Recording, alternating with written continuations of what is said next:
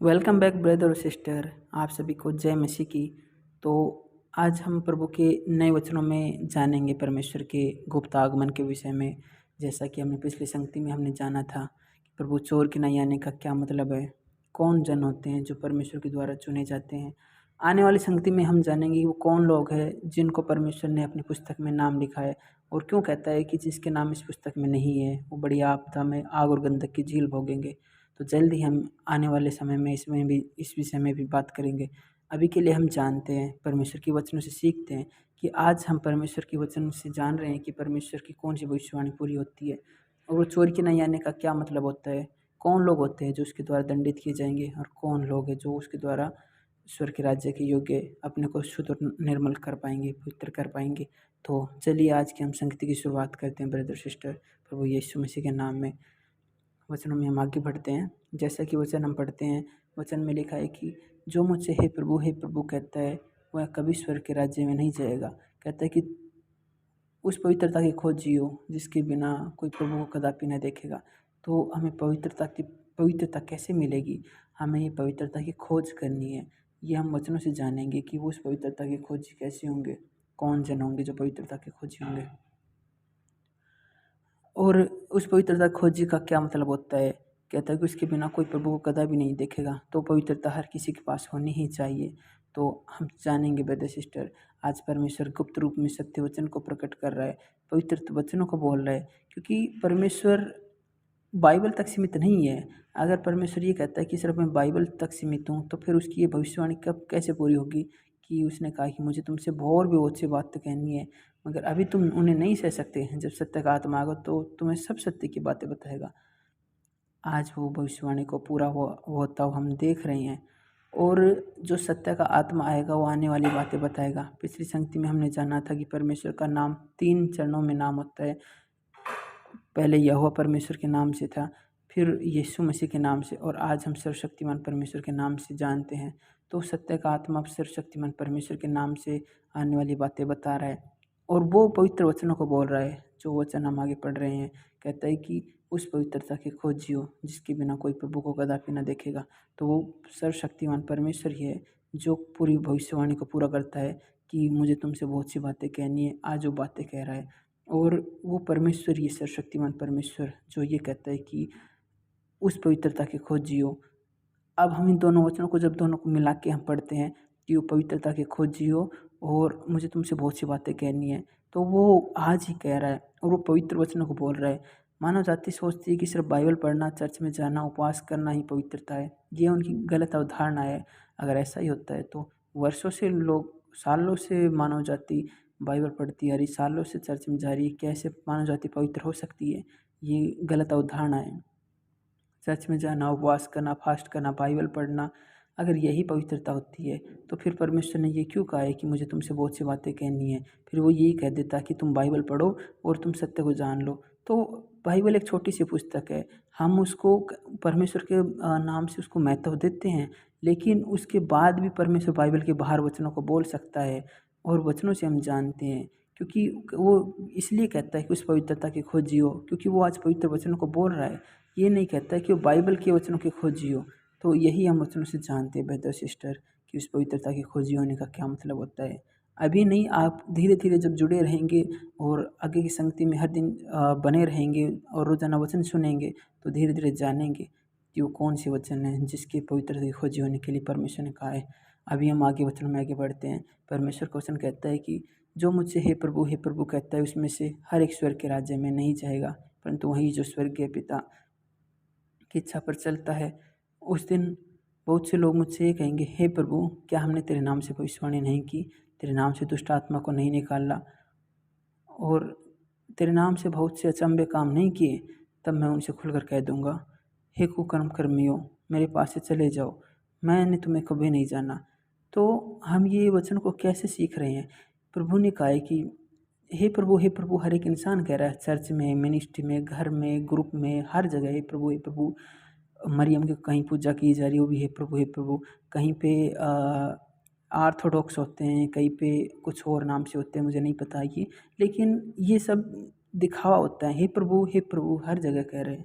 तो उसको तो परमेश्वर ने साफ साफ मना कर दिया, हे प्रभु कहने वाला कभी स्वर्ग में नहीं जाएगा। तो हे प्रभु तो हर एक मानव जाति कह रही है, हर चर्च में, हर मिनिस्ट्री में, हर जगह उसको तो मना कर दिया है परमेश्वर ने कि ये तो स्वर्ग में जाएगा ही नहीं, तो आखिर कौन जन जाएगा। आगे के वचन में हम जानते हैं। अब कुछ लोग सोचते हैं कि हम तो चर्च में चले जाते हैं, हमारा तो पास्टर ऐसा है, हमारा तो पास्टर इतना अच्छा है, हमारा तो जो है पास्टर ही परमेश्वर है, ये पता नहीं क्या क्या उदाहरण है लोगों की। हम वचनों से सीखते हैं। वचन क्या कहता है भाई बहन, देखिए, उस समय बहुत से लोग मुझसे ये कहेंगे, हे प्रभु, हे प्रभु, क्या हमने तेरे नाम से भविष्यवाणी नहीं की, तेरे नाम से दुष्ट आत्मा को नहीं निकाला। गहराई से सोचिए भाई बहन, इस बात पे गहराई से मनन कीजिए। हे प्रभु, हमने तेरे नाम से भविष्यवाणी नहीं की। प्रभु यीशु मसीह के नाम से कौन भविष्यवाणी कर रहा है ब्रदर और सिस्टर? प्रभु यीशु मसीह के नाम से कौन भविष्यवाणी कर रहा है? कौन दुष्ट आत्मा को निकाल रहा है यीशु मसीह के नाम से? एक पास्टर निकाल रहा है ना, एक प्रोफेट निकाल रहा है, एक अपोस्टल निकाल रहा है, एक पास्टर निकाल रहा है। पास्टर का निकाल रहा है दुष्ट आत्मा को, पास्टर भविष्यवाणी कर रहा है, पास्टर कर रहा है भविष्यवाणी, ना कि कोई मंदिर का पंडित कर रहा है, ना कोई क्या कहते हैं मुसलमानों का कर रहा है, ना कुछ और कर रहा है। यीशु मसीह के नाम से तो एक पास्टर निकाल रहा है भविष्यवाणी, पास्टर ही कर रहा है। दुष्ट आत्मा को एक पास्टर ही निकाल रहा है। लेकिन वचन क्या कहता है कि क्या मैंने तेरे नाम से ये अचंभे के काम नहीं किए? तो प्रभु कहता है कि हे कुकर्म कर्मियों, तुम मेरे पास से चले जाओ, मैं तुम्हें नहीं जानता। अब आप खुद सोचिए, जो इंसान एक पास्टर के पीछे जुड़ा हुआ है, इतनी सारी लाखों की संख्या उस पास्टर के साथ जुड़ी हुई है, उस पास्टर को परमेश्वर ने कुकर्मी कह दिया है, क्या वो पास्टर पवित्र है? हमें ये वचन जानने की आवश्यकता कि हमें परमेश्वर के वचन सुनने हैं या एक इंसान की, हमें इन दोनों में भेद करना आना चाहिए। जब परमेश्वर ने पास्टर को कुकर्मी कह दी, कहा कि हे कुकर्म कर्मियों, तुम मेरे पास से चले जाओ, मैं तुम्हें नहीं जानता, और उसे हमेशा के लिए आग और गंधक की झील में डाल देता है। जब पास्टर को परमेश्वर आग और गंधक की झील में डाल देता है, तो सोचिए भाई बहन, उन लोगों का भी क्या हाल होगा जो उस पास्टर के पैरों में धो खाती है, उस पास्टर के कपड़ों को पूजा करती है, उस पास्टर के क्या क्या उस पास्टर को भगवान मान लेती है। कितने अंधे हो चुके हैं। बाइबल में यशायाह में लिखा है कि ज्ञान न होने से मेरी प्रजा अंधी हो चुकी है। उस पास्टर की इंसान मानव जाति पास्टर को सब कुछ समझ बैठती है, लेकिन परमेश्वर कहता है कि ये दुष्ट आत्मा निकालना, अचंभे का काम करें कि पास्टर कर रहा है, उसको परमेश्वर ने कुकर्मी कह दिया कि हे कुकर्मी, मेरे पास से चले जाओ, मैं तुम्हें नहीं जानता। तो ये मानव जाति जो सोचती है कि हम तो चर्च में जाते हैं, क्यों जाते हैं? वो तो उस पास्टर के से मिलने जाते हैं, वो उसके साथ उस गड्ढे में चले जाएंगे जो पास्टर के डाला जा रहा है, उसी आग और गंधक की झील में वो मानव जाति मिलेगी, क्योंकि उन्होंने कभी परमेश्वर की आराधना ही नहीं की, उन्होंने पास्टर की आराधना की है। आप खुद देखेंगे कि जब कभी पाम संडे आता है या कुछ और होता है, लोग पास्टर के पैरों में धो खाते हैं, पास्टर की आराधना करते हैं, पास्टर को पता नहीं क्या क्या। मैं कुछ बता नहीं सकता ब्रदर सिस्टर, आप खुद समझदार हो सकते हैं। आप अपनी आँखों से देखते हैं, कहते हैं कि अपने दान मुट्ठी में भर लो, दशमांश मुट्ठी में भर लो।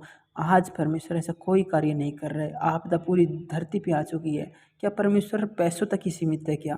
क्या परमेश्वर दान तक ही सीमित है कि को जो दान देगा उसको उद्धार करेगा, जो दान नहीं देगा उसको उद्धार नहीं करेगा? मैं किसी पास्टर की बुराई नहीं करना चाहता बहन और भाई, मैं यही चाहता हूँ कि खोज करे, परमेश्वर के वचनों से खोज करे। क्यों उस आग और गंधक की झील में सामना करना है जिसे परमेश्वर ने तुम्हारे लिए बनाया ही नहीं है? तो सत्य की खोज सीखे ब्रदर सिस्टर, सत्य को जानिए। लोग कहते हैं कि दान दोगे तो तुम्हारा बेड़ा पार होगा, नहीं दोगे तो तुम रोओगे। अपनी सेवकाई चलाते हैं, अपना धंधा, अपना बिजनेस चलता रहता है, ये पैसों तक सीमित कर देते हैं, पैसों में परमेश्वर को भान देते हैं। सच में कितने कुकर्मी लोग हो चुके हैं। लेकिन आज वो समय जल्दी आप देखेंगे इन आपदाओं में गिरते हुए, क्योंकि आज परमेश्वर न्याय का कार्य कर रहा है, और ये सब लोग जल्द ही गिरे हुए मिलेंगे आपको। चर्च टूटी हुई मिलेगी, मिनिस्ट्री ख़त्म हो जाएंगी, क्योंकि परमेश्वर न्याय कर रहा है। बहुत लोगों ने बहुत धंधा किया है परमेश्वर के नाम से, लेकिन अब कुछ ही सालों में आप खुद ही देखेंगे। आगे हम वचन में पढ़ते हैं, मुझे नहीं पता परमेश्वर न्याय करेंगे, हम तो वचनों से सीख रहे हैं। आगे हम बढ़ते हैं ना। यदि कोई मेरी बातें सुनकर न माने तो मैं उसे दोषी नहीं ठहराता, क्योंकि मैं जगत को दोषी ठहराने के लिए नहीं, परंतु जगत का उद्धार करने के लिए आया हूँ। जो मुझे तुच्छ जानता है और मेरी बातें ग्रहण नहीं करता, उसको दोषी ठहराने वाला तो एक है, था जो वचन मैंने कहा वह अंत के दिनों में से दोषी ठहराएगा। तो परमेश्वर के वचन से हम जानते हैं, कहते हैं कि जो कोई मेरी बातें सुनकर न माने, उसको परमेश्वर दोषी नहीं ठहरा रहा है। परमेश्वर कभी उसको दोषी नहीं ठहरा रहा है। जो आज वचन बोल लेगा, वो बोल रहा है अंत के दिनों में, वो कहता है कि जो मेरी बात सुन के नकार रहा है, मैं उसको दोषी नहीं ठहराऊँगा। लेकिन जो मैं अंत के दिनों के वचनों को बोल रहा हूँ, अगर ये तुम्हारे पास ये अंतिम दिनों के वचन नहीं होंगे, जो मैं अंत के दिनों के वचन बोल रहा हूँ, बाइबल के वचन की बात नहीं कर रहा, मैं अंतिम दिनों के वचन की बात कर रहा हूँ। अंत के दिनों के वचन की बात कर रहा हूँ। अगर ये अंत के दिनों के वचन नहीं होंगे, तुम्हारे ऊपर मोहर नहीं होंगी, ये मोहरबंद पुस्तकों के वचन नहीं होंगे, तो तुम खुद ही दोषी ठहराए जाओगे। मैं किसी को दोषी नहीं ठहरा सकता, क्योंकि मैंने तुम लोगों को बनाया है, लेकिन ये वचन ही तुम्हें दोषी ठहराएंगे कि तुम क्या चुनाव करते हो, एक पास्टर को चुनाव करते हो या परमेश्वर को चुनाव करते हो। मैं तुम्हें दोषी नहीं ठहराता, ये वचन ही तुम्हें दोषी ठहराएंगे। वचन कहता है कि क्योंकि वह समय आ पहुँचा है कि पहले परमेश्वर के लोगों का न्याय किया जाए। पिता किसी का न्याय नहीं करता, परंतु न्याय करने का सब काम पुत्र को सौंप दिया है। उन्होंने उसे न्याय करने का अधिकार भी दिया है, इसलिए कि वह मनुष्य का पुत्र है। तो वचन क्या कहता है कि वह समय आ गया है, आज वो ही समय है परमेश्वर के लोगों का न्याय किया जाए। आज जो परमेश्वर के लोग हैं उसी का न्याय किया जा रहा है, जो यीशु मसीह के नाम से बपतिस्मा ले चुके हैं या प्रभु को मानते हैं, जो स्वीकार करते हैं, उसकी वाणी सुनते हैं या फिर ध्यान देते हैं, उसके वचनों को आकर्षित होते हैं, मन लगाते हैं उसके वचनों में या रुचि रखते हैं, वही प्रभु के लोग हैं। कहता है कि पहले परमेश्वर के लोगों का न्याय किया जाए। तो आज परमेश्वर के लोगों का ही पहले न्याय किया जाएगा, बाद में अविश्वासी लोगों का न्याय किया जाएगा। और न्याय भी कौन करेगा? वचन क्या कहता है कि पिता किसी का न्याय नहीं करता, परंतु न्याय करने का सब काम पुत्र को सौंप दिया है, क्योंकि वह मनुष्य का पुत्र है। तो न्याय करने का काम पुत्र को सौंप दिया है। परमेश्वर हमारा न्याय कर रहा है। कहता है कि क्योंकि वह समय न्याय करने को आने वाला है, वह धर्म से जगत का और सच्चाई का देश देश के लोगों का न्याय करेगा। पृथ्वी पर न्याय करने को आने वाला है, जो यशायाह ने भजन संहिता में लिखा हुआ है, तो आज आ चुका है। और कहता है कि धर्म से जगत का न्याय करेगा, देश देश के लोगों का न्याय करेगा। आज हर देश में हम देख रहे हैं कहीं तबाही, कभी आपदा, कभी बाढ़, भूकंप, ये न्याय कर रहा है परमेश्वर हर एक इंसान का, और उनको अलग कर रहा है। तो देश देश के लोगों का न्याय कर रहा है, हर एक इंसान का न्याय कर रहा है। ये हम वचनों से हम जानते हैं कि मुझे तुमसे बहुत सी बातें कहनी है, मगर अभी तुम्हें नहीं सह सकते। जब सत्य का आत्मा आएगा तुम्हें सत्य की बात बताएगा। तो ये जो सत्य का आत्मा आया है, ये सत्य की बातें बता रहा है कि न्याय कैसे किया जाएगा। ये वचन को हम पूरा होता देख रहे हैं। जब ये वचन पूरा हो रहे हैं तो सत्य का आत्मा नए वचनों को प्रकट कर रहा है, नए वचनों को बोल रहा है, ताकि मानव जाति का उद्धार किया जा सके। तो यही हम वचनों से जान रहे हैं ब्रदर सिस्टर, कि परमेश्वर का कार्य है उसका न्याय करने का, और उसकी प्रबंधन योजना, उसके जो है आगमन का समय, उसका न्याय का कार्य करना, एक पास्टर में और एक इंसान में भेद करना, ये हम सीख रहे हैं। परमेश्वर ने 6000 साल पहले मानव जाति का प्रबंधन किया था। तीन युगों में उसने मानव जाति का प्रबंध किया था, 3 चरणों में।